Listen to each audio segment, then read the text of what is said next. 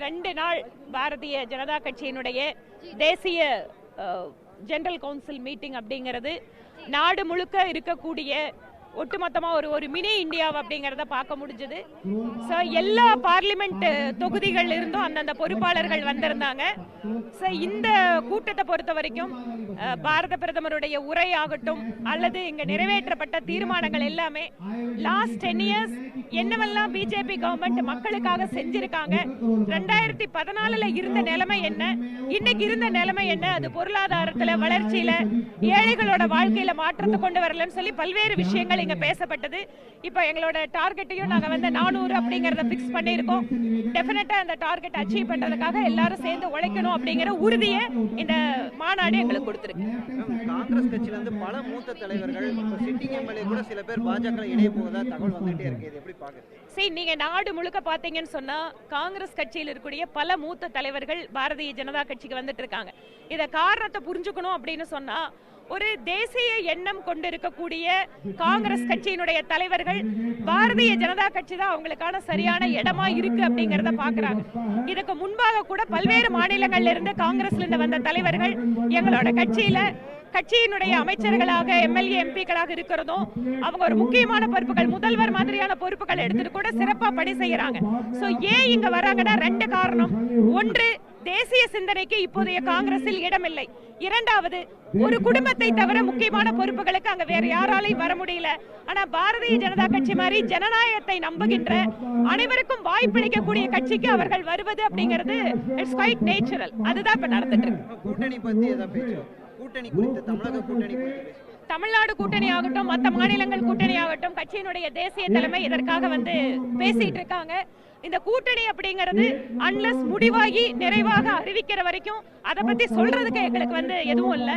ஆனா ஒரு விஷயம், பிரதமர் மோடி அவர்களை ஏற்றுக்கொள்கின்ற திரும்பவும் பாரதிய ஜனதா கட்சி ஆட்சி அமைக்க வேண்டும் என்று நினைக்கின்ற யாராக இருந்தாலும் எங்களுடைய கூட்டணிக்கு வாருங்கள் அப்படின்னு நாங்க வரவேற்பது எங்களுடைய கடமை. தேர்தல் பணிகள் ஏற்கனவே ஆரம்பிச்சாச்சு, ரொம்ப வேகம் எடுத்துட்டு இருக்கு. ஒவ்வொரு இடத்துலயும் பாராளுமன்ற கூட்டங்கள் நடக்கிறது.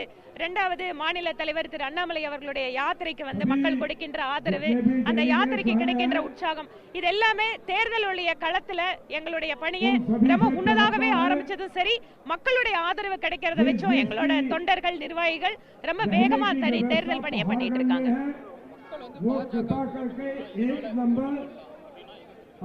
கடந்த 10 வருட காலத்துல எப்படி ஒரு நேர்மையான அரசாங்கம், யாருடைய உதவியும் இல்லாமல் யாரெல்லாம் ஏழைகளோ யார் தகுதி வாய்ந்தவர்களோ அவர்களுக்கெல்லாம் அரசாங்கத்தின் உதவிகள் கிடைத்தது அப்படிங்கறத பெரிய விஷயம். ஏனென்றால் இடைத்தரகர் இல்லாமல் யாருக்கும் பணம் கொடுக்காம ஒரு கவர்மெண்ட்ல ஏழைகளுக்கு, அது விவசாயிகளுக்கு வருஷம் 6000 கொடுக்கறதா இருக்கட்டும், இல்ல டாய்லெட் இல்ல கேஸ் கனெக்ஷன் கொடுக்கறதாகட்டும், இல்ல தெருவோர வியாபாரிகளுக்கு ஒரு 10,000 ரூபாய் கொடுக்கறதாகட்டும், இந்த மாதிரி எல்லா விஷயமே பார்த்துட்டீங்க ஒவ்வொரு தரப்பு மக்களுடைய வாழ்க்கையிலும் மாற்றத்தை கொண்டு வர வேண்டும். 10 வருஷ காலம் உழைச்சிருக்காரு மோடி அவர்கள். இது இல்லாம உலக அரங்கில் அல்லது பல்வேறு துறைகளில், அது அறிவியலா இருக்கலாம், புதிய கண்டுபிடிப்புகளா இருக்கலாம், விளையாட்டு துறையா இருக்கலாம், இளைஞர்களுக்கான மேம்பாடு இருக்கலாம், ஒவ்வொரு துறைகளிலேயும் 10 வருட காலத்தில் மோடி அவர்களுடைய அரசு செய்த சாதனைகள் அப்படிங்கறத மக்கள் முன்பாக வைக்கிறோம்.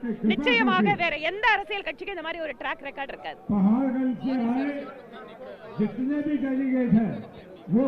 தமிழகத்துல குறிப்பா தமிழ்நாடு மட்டும் இல்ல, இந்தியாவில பல்வேறு மாநிலங்கள்ல இருக்கக்கூடிய குடும்ப கட்சிகள் எப்படி ஜனநாயகத்திற்கு விரோதமாக இருக்கிறது. அவங்களோட அல்டிமேட் கோல் என்ன? என் பையன் வரணும், என் மருமக வரணும், என் மருமக வரணும், இதுதான் இருக்கே தவிர மக்கள் நலன் அப்படின்னு யோசிக்கிறதுக்கான இடம் வாரிசு கட்சிகள்ல இல்ல. அதுல இருந்து எப்படி பிஜேபி வித்தியாசப்படுது அப்படிங்கறத இன்றைய கூட்டத்துல உள்துறை அமைச்சர் சொன்னார். தமிழக அதைத்தான் சொல்லியிருக்காரு. அவரோட அல்டிமேட் கோல் என்ன? பையனை திருப்பி சீஃப் மினிஸ்டர் ஆக்குறது, அவ்வளவுதானே. நன்றி.